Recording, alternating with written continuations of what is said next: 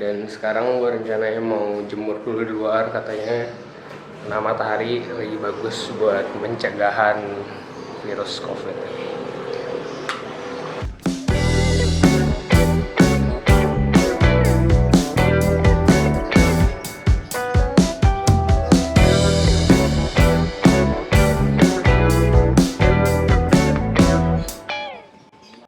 Nah sekarang udah jemur, badan udah panas, waktunya kita mulai olahraga biar badan tetap fit juga. Yuk.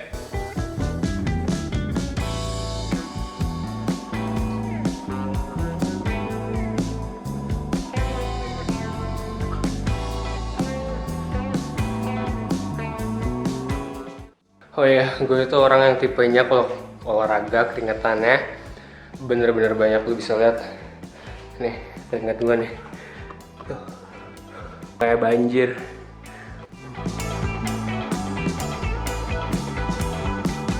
Nah, gue udah capek banget, udah keringetan banget. Lumayan olahraga, workout, dapet kayak about 30 minutes gitu.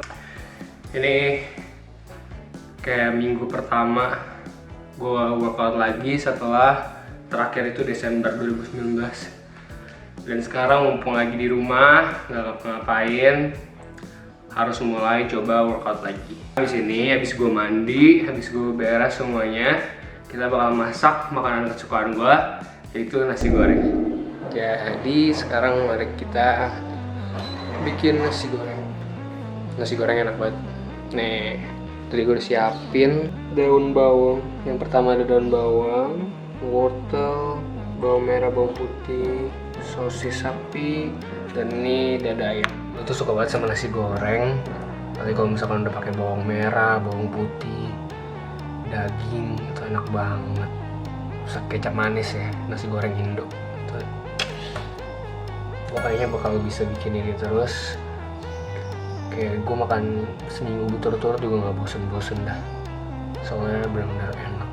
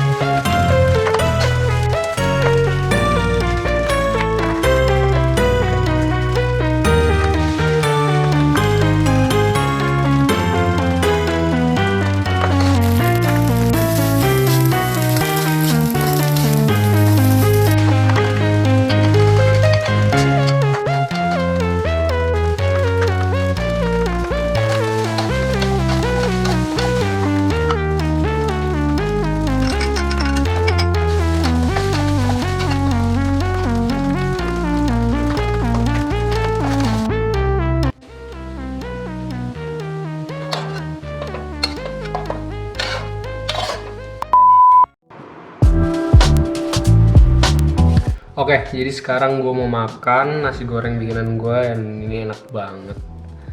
Jadi lu pada harus coba nanti di rumah, yang gampang-gampang, simple tapi enak.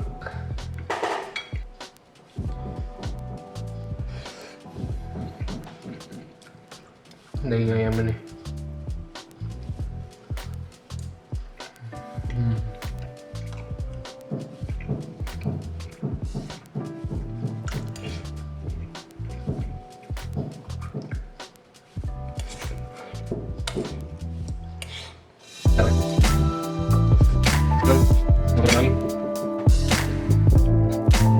Ini enggak.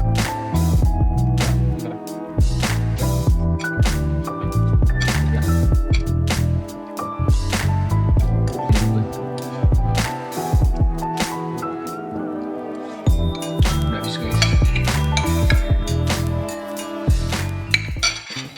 Mau ceritain tentang dampak positif dan negatif corona di kehidupan gue. Jadi yang pertama itu kita ngomongin tentang yang negatif dulu. Yang pertama pastinya ya, corona ini menimbulkan banyak banget korban jiwa di dunia. Bahkan sampai sekarang aja udah kayak berapa puluh ribu yang mati karena corona ini. Di Indonesia sendiri tingkat kematiannya udah hampir 9%. Dan yang jadi masalah itu ke tingkat penyebarannya yang sangat cepat. Jadi kayak lu ngobrol sama orang yang kena corona aja bisa langsung tertular corona juga. Oleh karena itu satu dunia jadi takut karena corona ini. Dampak negatif yang kedua adalah kita jadi diliburin semua dan kita dihimbau untuk tetap di rumah. Emang sih liburan enak, tapi kali ini liburannya beda. Ini bukan libur karena benar-benar kita bisa liburan, tapi karena ada wabah pandemi corona. Kita jadi harus kerja di rumah, belajar di rumah, lalu selanjutnya kita jadi bosen. Kita nggak bisa kemana-mana, cuman di rumah doang, nggak bisa liburan, kita harus self-isolation, social distancing, dan kalau bisa kurung diri di rumah, jangan keluar rumah. Soalnya terbukti di Cina sendiri yang memulai wabah corona ini dan menerapkan lockdown, self-isolation, social distancing, itu penyebarannya langsung menurun dan sekarang mereka bisa terbebas dari virus corona tersebut. Tapi karena itu kita jadi diem di rumah, bosen di rumah, bingung mau ngapain. Kayak tiap hari kayak mikirin apa yang gue mau lakuin hari ini supaya gue nggak bosen. Kita mau main sama temen susah, mau pacaran susah. Nah karena semuanya isolasi, yang pastinya jadi keadaan ekonomi hancur dan turun. Soalnya nggak ada pemasukan, income sama sekali. Alhasilnya beberapa dari kita dan termasuk teman-teman gue, beberapa saudara-saudara gue itu mereka diliburkan dari perusahaan mereka tanpa digaji, ataupun ada juga yang di PHK karena keadaan ekonomi sekarang yang sangat tidak mendukung. Terus karena ekonomi turun, bukan ekonomi Indonesia doang ya, tapi ekonomi dunia juga turun. Alhasil kurs USD, Euro, dan kurs mata uang asing itu semuanya meroket naik karena rupiah pun juga melemah, dan juga itu berdampak ke harga saham yang tadinya itu adalah 6.300, sekarang harga saham IHSG itu kalau nggak salah about 3.900 atau 4.000. Itu nearly kayak turun 50% dalam waktu 1 bulan 2 bulan. Lu bayangin gimana orang-orang, perusahaan-perusahaan yang dirugikan gara-gara hal tersebut. Selanjutnya pastinya banyak dari kita lah rencana-rencananya jadi gagal. Kayak misalkan harusnya itu gue liburan ke Bali pertengahan April gitu, tapi gara-gara wabah pandemi corona ini semuanya di cancel. Gue udah beli tiket, udah sewa villa, tapi semuanya di cancel dan semuanya minta refund karena pandemi ini. Selanjutnya yang paling parah adalah gue sebagai kelas 12, pelajar kelas 12, dan gue itu sekolah di Dian Harapan di Jakarta Barat. Harusnya itu bulan Maret itu ujian sekolah selesai dan ujian nasional juga selesai. Tapi karena wabah ini, yang kita sempat laksanain itu US selama 5 hari aja. Padahal harusnya 7 hari. Jadi masih ada 2 hari yang kita belum laksanain dan itu ditunda. Terus juga gua kemarin dapat berita bahwa UN udah dibatalin sama Menteri Pendidikan kita. Dan itu mungkin orang-orang yang mau daftar ke perguruan tinggi, ke universitas-universitas bingung. Kayak universitas gua butuh syarat ujian nasional buat masuk ke univnya. Tapi sekarang UN-nya dihapus, syaratnya diganti apa? Gue yakin sih nanti bakal ada penggantinya, cuman sampai sekarang belum ada update dari pengganti. Apalagi kalau universitas-universitas di luar negeri, kayak gue sendiri, gue mau ke Belanda. Sekarang gue bingung, gue butuh ijazah UN buat masuk universitas yang gue mau. Tapi sekarang nggak ada UN, jadi gue bingung. Gue harus kayak gimana? Belum tentu juga mereka langsung update ke Belanda dan Belandanya ngerti tentang UN dihapusin di sini. Tapi yang jadi masalah adalah waktunya kita jadi terkuras dan semuanya jadi ketunda gitu loh. Yang harusnya gue selesain dan lulus di bulan April awal dan dapat ijazah kira-kira di Mei. Sekarang gue nggak tahu gue bakal lulusnya kapan nggak lulus karena virus ini. Juga ijazah gue belum keluar, jadinya gue belum bisa apply visa, apply universitas ke Belanda karena syaratnya adalah harus ada ijazah ujian nasional tersebut. Tapi ada beberapa juga dampak positif dari virus corona ini. Yang pertama, dengan adanya virus corona ini, kita jadi punya banyak waktu luang di rumah.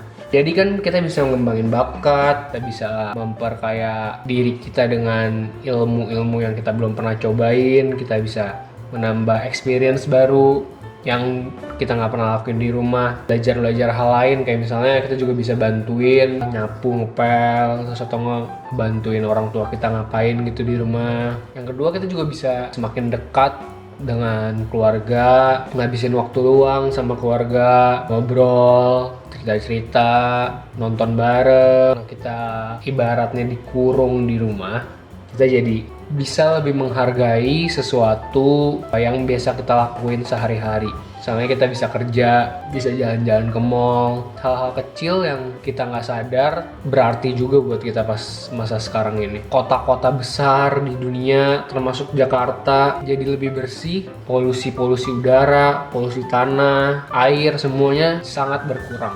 Tapi yang menurut gue paling penting adalah dengan adanya pandemi ini, negara-negara jadi bersatu bersama-sama, bantuin satu sama lain untuk melawan virus corona ini tanpa mementingkan aspek-aspek politik dan yang lainnya. Itulah kita jadi sekarang bisa melihat kayak Cina bantuin Amerika, semuanya saling bersatu memecahkan masalah penyakit virus corona ini. Lastly, kita juga harus terus berdoa supaya virus corona ini bisa cepat selesai dan keadaan bisa kembali ke semula. Gue punya pesan buat teman-teman gue semuanya, stay safe.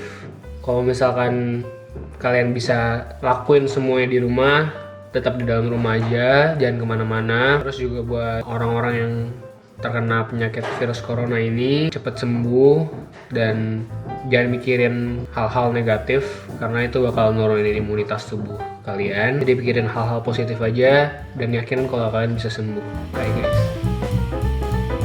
Thank you for watching this video. Jangan lupa di like, comment, dan subscribe.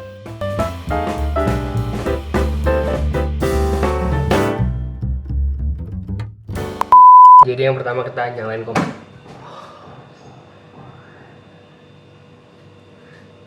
Oke, jadi yang pertama kita nyalain kompor ya dulu.